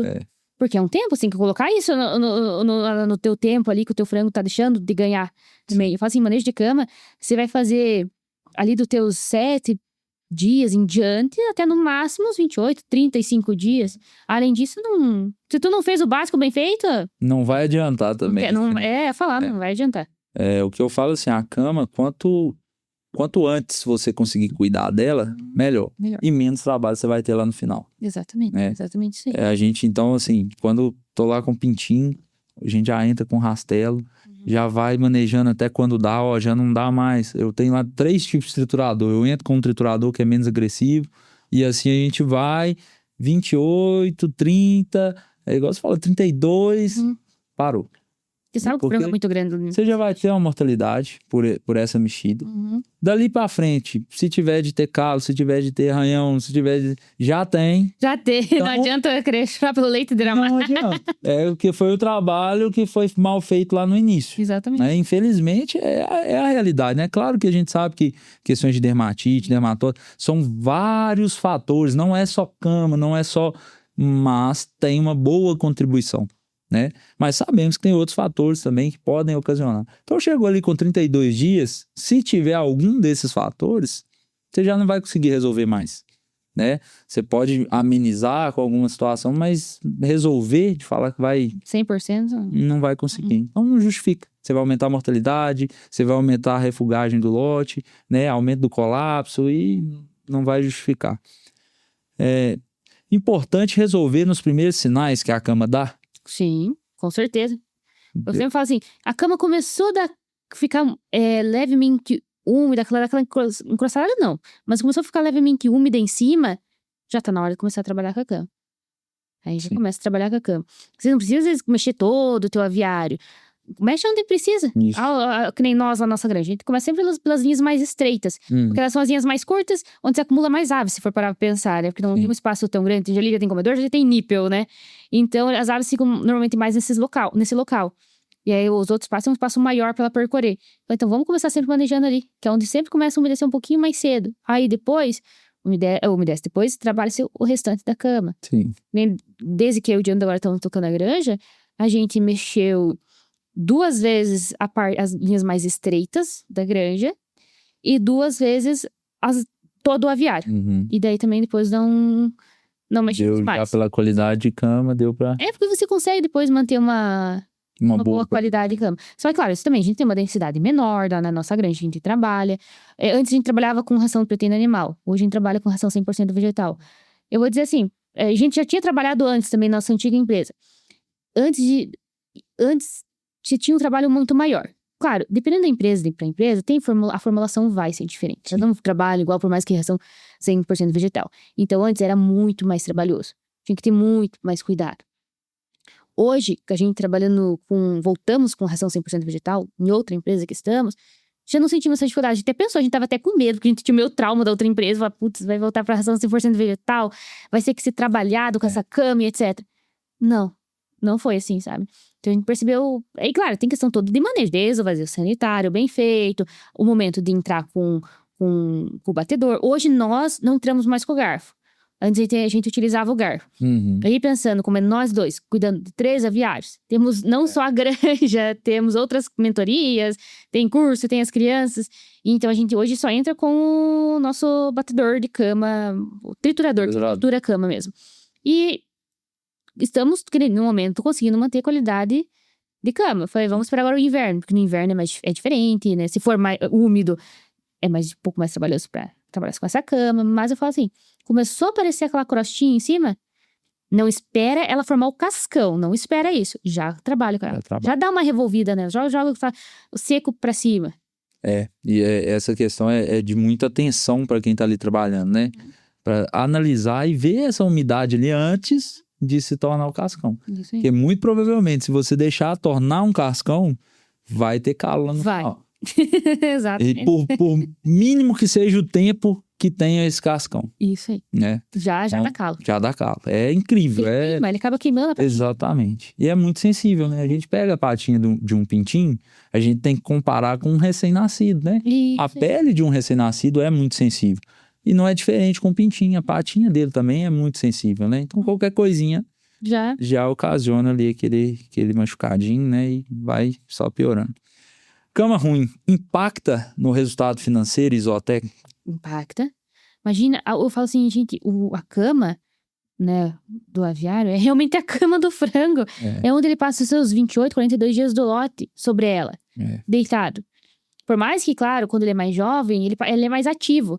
Mas vai caminhando ali para uma reta final de lote, principalmente pensando em frango, quem trabalha com frango pesado, ele vai passar um maior tempo dele deitado. Ele vai cada vez 2 horas, 1 hora, 2 horas se alimentar. Mas o maior tempo ele passa ali deitado. Aí imagina esse frango deitado em cima de uma cama fria, gelada, empaçocada, lisa, que nem sabão. Aqui ele não tem tanta pena. Aqui nem tem pena. Então ele tá trocando o quê? Calor com uma cama gelada, com uma cama úmida. Você acha que isso não vai afetar no desempenho, em ganho de peso? Ele poderia, às vezes, tá gastando o que ele consumiu transformando aquilo em carne, ele tá gastando aquilo pra tentar, às vezes, manter a temperatura corporal. O Mário Pence fala muito sobre isso. O teu frango não tá vivendo, ele tá sobrevivendo só dentro do aviário. Verdade. E assim, eu costumo falar com meus meninos lá, né? A gente tem muito cuidado com cama também. E eu falei, a mesma coisa é a gente deitar num colchão molhado, né? Isso aí. Deita num colchão molhado e vê quanto tempo você consegue passar da noite. É nada. Logo você vai pro chão, você vai pro lugar... Mas tem um cobertorzinho aqui, que é as penas do frango. Mas mesmo assim, você tá ali com a sua pele em contato, né? Com algo que não é além de fria, tá queimando. E além de tudo isso, né? Quando a gente tem uma cama ruim, geralmente a gente tem um calo, né? O frango ele não consegue ficar em pé o tanto que seria necessário para ele comer, para ele beber água, para ele se deslocar, né? De um comedouro até uma linha de nípel ou vice-versa. Então isso tudo vai gerando um impacto cada vez maior. A gente fala que a avicultura é um dominó. Exatamente. Cada detalhezinho importa dentro da avicultura. A gente gosta de ajudar a galera lá no Instagram, no direct, mas tem muita coisa que a gente fala assim, não consigo. Por quê? Às vezes a gente acha que é uma coisa que você veio me contar, mas lá no fundo às vezes é outra. Eu falo, exatamente. Cara, a mentoria, o curso é exatamente para isso, as mentorias. É pra gente entender como funciona realmente a tua granja, pra daí nós realmente agir onde tem necessidade. Porque às vezes você vem e me conta uma história, mas a verdade não é lá. O problema erro é outro. Tá ali. Antes disso. E aí, às vezes, é lá que tu precisa melhorar, pra daí a gente... vamos seguir a partir de agora. Vamos melhorar, tem uma melhoria melhor. E faz muito sentido isso. Muitas vezes a gente escuta algumas coisas, né? E até da própria granja da gente mesmo, a gente acha que o problema tá ali, mas o problema foi outra situação. Isso é um problema anterior, muitas vezes. Isso, assim, no dia a dia a gente acaba descobrindo isso na granja também, né? Até quantos lotes você acha seguro remontar a cama? Remontar, que vocês falam, rebaixar? Reutilizar. Reutilizar ela. Cama. Olha, nós estamos há 5 anos reutilizando a mesma cama. 5 anos. É claro, como eu falo, isso depende de empresa para empresa, depende de manejo. Só que só que ficou 5 anos também, foi o limite para nós. Sim. Assim, a gente retirou uma boa quantidade de camas, a gente ainda permanece, né? A gente lavou o aviário. Só que você sabe que o teu desafio sanitário fica maior. O teu desafio com a ambiência fica muito maior. Você tem que ser cada vez mais preciso. Mas eu acho que cada 2, 3 anos, assim, você tirar... Rebaixar. Não, tirar pelo menos toda a cama. Mas rebaixar, essencial, pelo menos a cada 8 lotes. No máximo 8 lotes você precisa dar uma boa rebaixada de cama. Eu ri aqui porque eu tenho o mesmo tempo de cama. Então, assim, rebaixar, eu falo assim, tem que ser feito. Pelo menos a cada 6, 8 lotes, rebaixem a cama. É essencial. Mas, tirar, acho que dá de esperar um pouquinho mais, assim. A gente tem que pensar também em questão econômica, financeira. Sim, isso é muito importante. Fazer todo esse cálculo, né? O que vale a pena, qual a viabilidade de eu trocar, como que estão meus resultados. Ter ganho com isso. Né? Se eu tô tendo algum problema de sanidade, né? Com relação à cama. Não tô tendo. Então, tudo isso é bem ajustável, né? Eu fiz agora, há 3 lotes atrás, eu fiz um rebaixamento até mais do que eu tenho costume. Eu costumo deixar os 8 centímetros, eu rebaixei para 5, coloquei 3 de matéria, né, de casquinha. E voltei para os 8 centímetros, né, no caso. E ficou muito bom.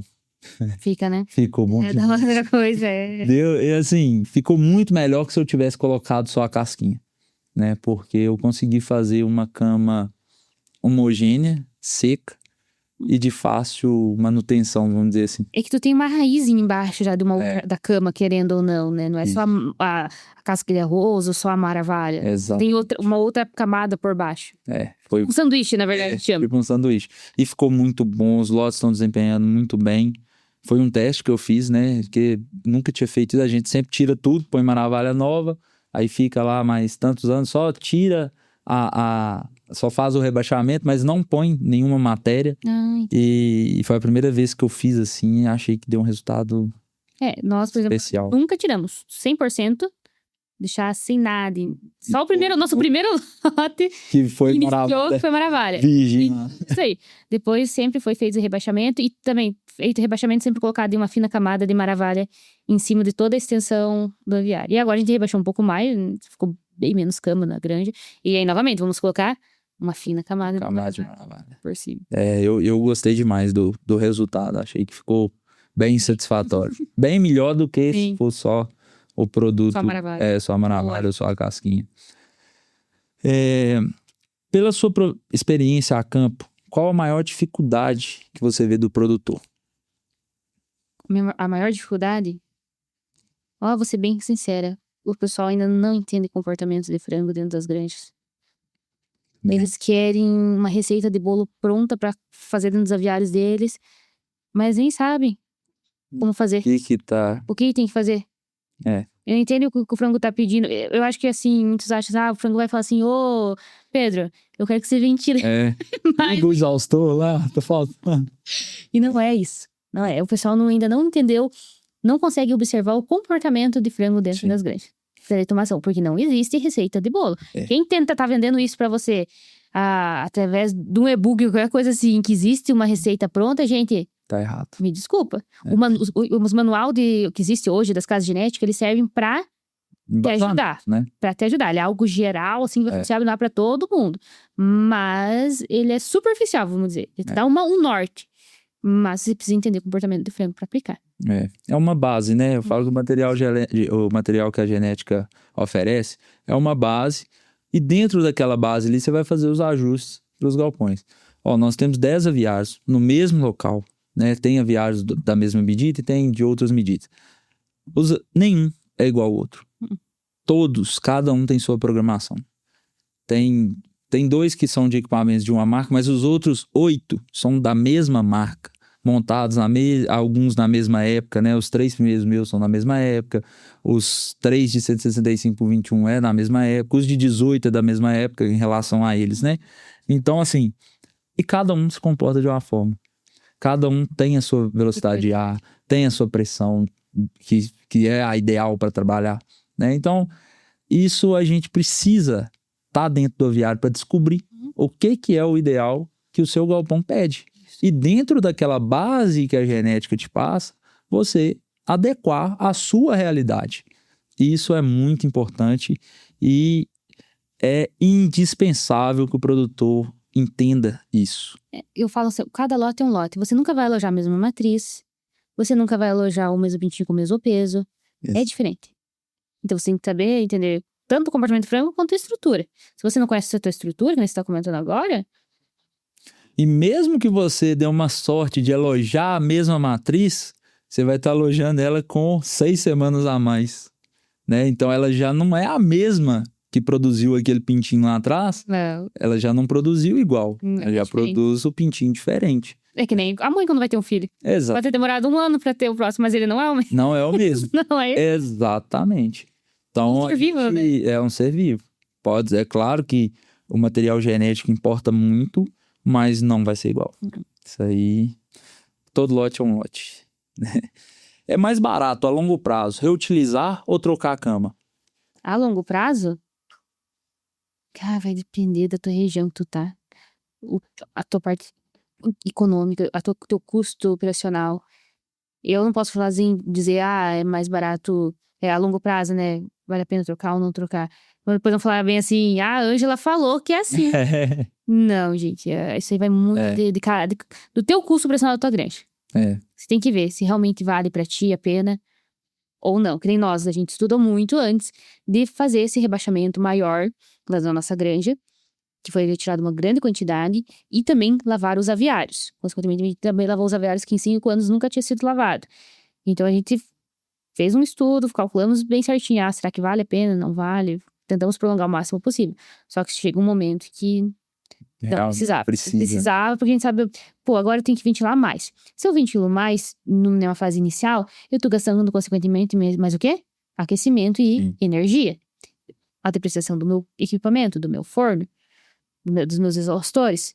Então eu tô tendo um gasto a mais. Eu poderia às vezes estar ventilando menos. Sim. Forçando menos o meu aquecimento dentro da minha granja. Então, menos meu sistema resfriativo. Nós nunca tínhamos lavado placa operativa. Eu coloquei o antes e depois, é impressionante.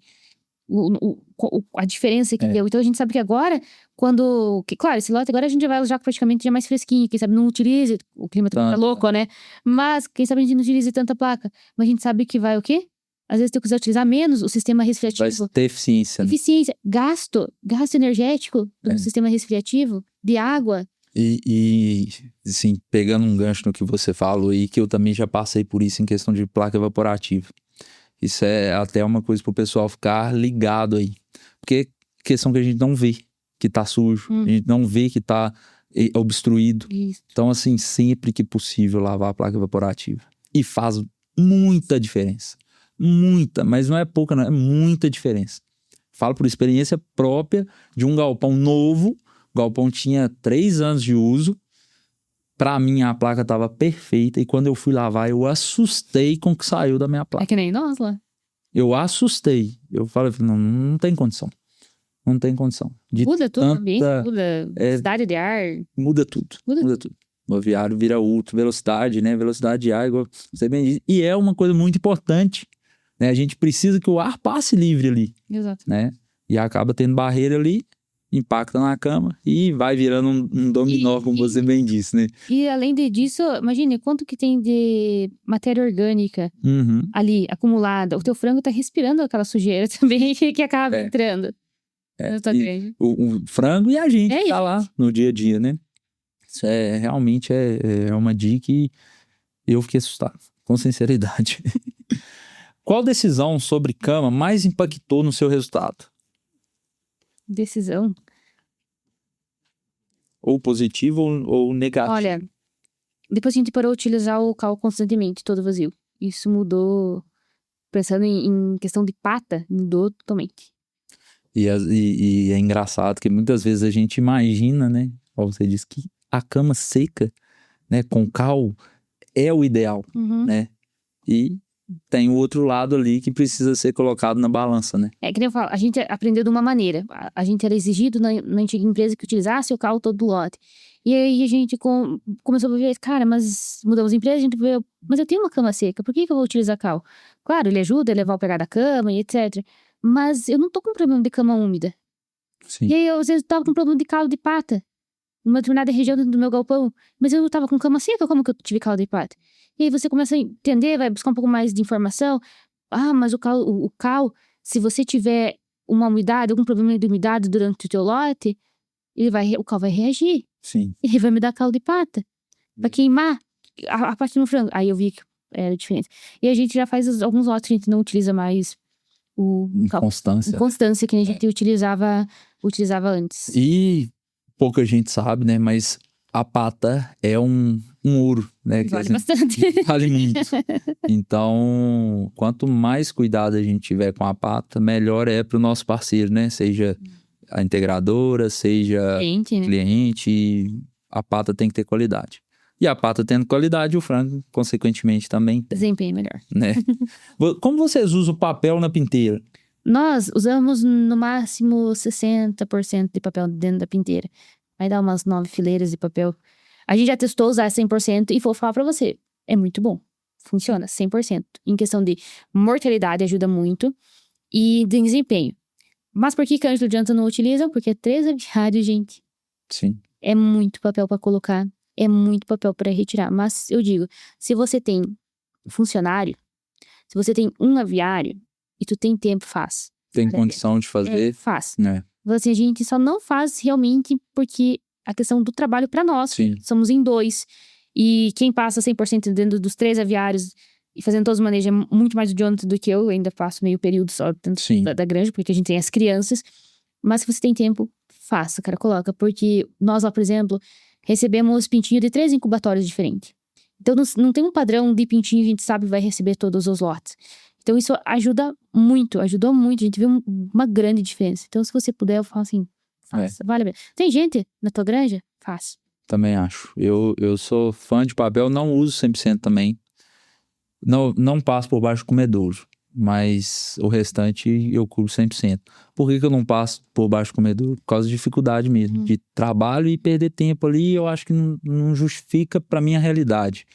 Mas, sem dúvida, o desenvolvimento da ave é diferente. Onde ele vai, ele tem tem um isolamento do papel ali nos primeiros dias, né? Porque, cara, o pintinho ele chega do incubatório. Você não sabe, muitas vezes, como que chegou, né? O que antecedeu antes do incubatório da matriz, qualidade desse pintinho. Muitas vezes, às vezes vai chegar com o biguinho aberto, Sim. né? E querendo ou não, a nossa cama, por mais que a gente trabalhe da melhor maneira durante o vazio sanitário, vai ter uma grande pressão Sim. bacteriana nessa cama. Não adianta a gente dizer que não. E aí, quando você tá com material isolado, impede que nos primeiras 24 horas, primeiras 48 horas, ele tenha acesso com aquela cama. Sim. Eu vejo pelo menos dessa forma. E além do trabalho que você tem que ficar limpando papel, é só repor ração em cima do papel, não suja com tanta facilidade. Mas eu falo, se você tem oportunidade, se a pessoa tem oportunidade, faça 100%, ajuda muito. Eu hoje a gente não consegue, a gente faz 60% dentro da nossa granja, que dariam 9 fileiras de papel. Sim. Não, e é muito importante. O desenvolvimento do pintinho é diferente. É um estímulo a mais. Sem dúvida. O próprio pintinho, um estimula o outro, né? Exatamente. É verdade. E a gente já falou aqui, né? A importância do uso do papel, né? E o manejo de aquecimento interfere na cama? De aquecimento? Claro. Sem dúvida. Né? Sem dúvida, sem dúvida. Desde um bom pré-aquecimento, bem feito, sendo já numa cama fria.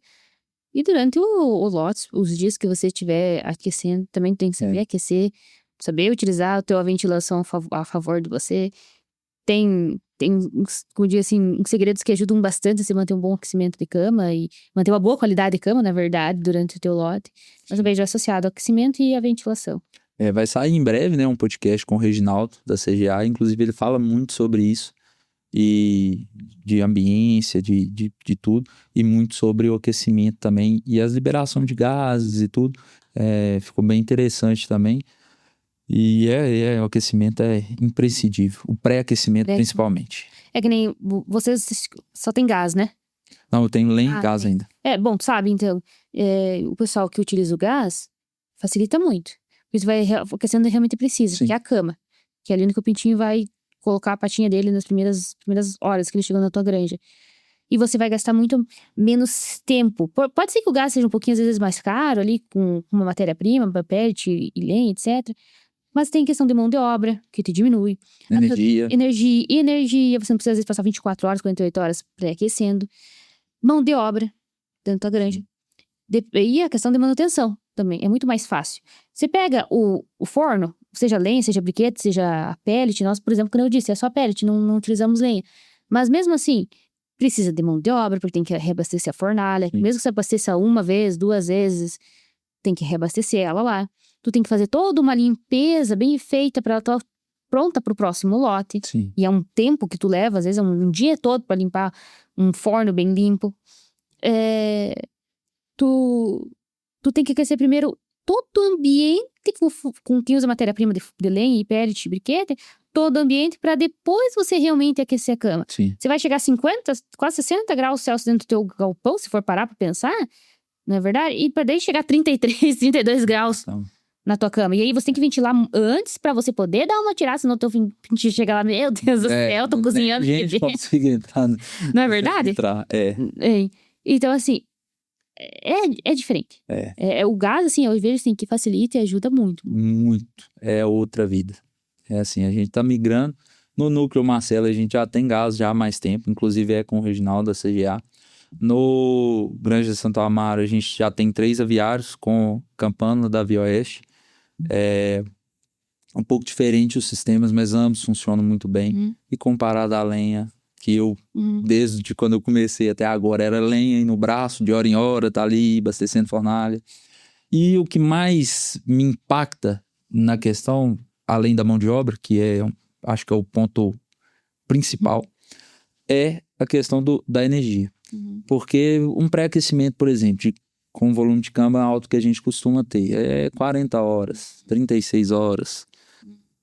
Então, 36 horas de motor ligado, de 6 aviários, é muita coisa. Nas campanas, você não tem, é só o estalo para poder ligar. Então, o consumo de energia é muito diferente. Se a gente for colocar o macro na ponta da caneta, realmente o gás fica mais barato do que lenha Não sei os outros tipos de aquecimento, pellet, briquette, Não dá a gente olhar só isoladamente, só a questão do gás. só o consumo, material, combustível com combustível. Isso, que você for ver, o gás é um pouco mais caro, mas aí você tem que colocar todos os outros fatores. Se você pegar o metro da lenha ou o pellet, eu não sei como que é valor, mas você pegar ali e não colocar esse restante, energia, mão de obra, que você precisa estar ali disponível para aquela máquina, carreto e etc. Então, acho que esse macro aí... Acho não. Se fizer a conta com esse macro, o gás sai mais em conta. E querendo ou não, você não tem erro humano, né? Sim. Que é uma situação também que, no aquecimento, a lenha, principalmente, a gente é muito refém, né? De estar chovendo, de ter uma tempestade ali naquele momento. E é lógico, a pessoa não vai ali debaixo de chuva, debaixo de raio, debaixo de trovão, pôr lenha na fornalha. Você vai esperar ali 10, 15, 20 minutos para ir. E aquilo ali pode ser um tempo prejudicial. Exatamente. Né? Então, realmente o gás, nesse ponto, ele interfere muito. Qual o seu conselho para quem quer entrar na avicultura? Estude, busque conhecimento, estude, questione, pergunte. É isso aí, para quem quer entrar na avicultura, quer iniciar. E planeje, né? Faça planejamento. Se você é um investidor, conheça outras realidades. Mas converse com quem realmente tem visão de negócio, né? Exatamente. Tipo, não com aquele que, grande não dá dinheiro. Não dá dinheiro, não presta. Não... Isso aí. Dá trabalho, só dá trabalho. Isso aí. Tem que estudar, tem que buscar informação, tem que buscar o conhecimento, tem que saber como gerir. Sim, concordo plenamente. Colocar grande não é brincadeira. Não é. E eu acho que o principal, o planejamento. Buscar entender de todas as áreas. Antes de começar, biosseguridade, todas as questões de ambiental, né? Que hoje está cada vez mais... vamos dizer assim, o cerco está fechando para quem não trabalha da forma correta. Apertando para todo mundo. Está apertando para todo mundo. Então, assim, procurar saber como que funciona, como que foi o passado dessa propriedade e entrar na atividade já com tudo muito acertadinho. Né? Antigamente não era tão cobrado, pelo menos aqui na região, não era tão cobrado essas questões. Hoje é demais. Então já entra certo para não ter dor de cabeça futura, né? Eu acho. Exatamente. Tem que ser assim. E como que você vê a avicultura daqui 5 ou 10 anos? Próspera. Tende a crescer cada vez mais. Sim. O frango é o animal que menos consome água se você comparar com outros, não é? Ele é muito mais sustentável. Ele é muito mais rápido para você produzir. Sim. Então a tendência dele é o quê? Crescer. Crescer. Cada vez mais. Barato. O custo de produção é saudável. Saudável, exatamente. Então assim, eu vejo assim que a tendência da criação do frango de corte é crescer cada vez mais. E cada vez ficar mais atrativo. Isso. Né? O Brasil um dos maiores exportador, né? Produtor, né? De frango de corte. E nós estamos no meio, né? Exatamente, isso aí. A gente tá dentro de uma indústria bilionária, pra quem não sabe. Exatamente. O setor. O setor é muito próximo. E assim, desde que eu entrei na avicultura, acredito que você também, a gente sempre vê o mercado nessa ascensão, né? Nessa crescente. Acho que nunca... Tem seus altos e baixos, é normal. Como todos. Mas ele sempre tá crescendo cada vez mais. Mas a gente compara com as outras proteínas, a gente vê as outras proteínas tendo umas oscilações maiores, né? O frango, independente da época, se tá em alta ou se tá em baixa, principalmente para nós produtores, ele sempre tá ali, pelo menos mantendo. Isso, né? Exatamente. Então, acho que isso é muito importante. O boi, por exemplo, o leite, que a gente, aqui na região, a gente tem muito leite. Então, a gente vê essa variação muito alta e trazem dificuldades para os produtores. E os investimentos muito altos também. Hoje, para você fazer... praticamente. Exatamente. A pessoa faz um investimento altíssimo para poder tirar leite com qualidade, assim como é com frango, sim. com uma genética boa, com uma tecnologia boa, e o leite dá aquelas osciladas. É claro que roda, a gente vê o pessoal aí, tá? Todo mundo rodando, mas com uma oscilação muito maior do que do frango. Eu também vejo isso. O frango, assim, tem que saber administrar. Eu acho que, assim, claro, o produtor ele poderia ganhar um pouquinho mais. Sim. Acho que, claro, cada um puxa pro seu lado, a empresa puxa, o produtor puxa.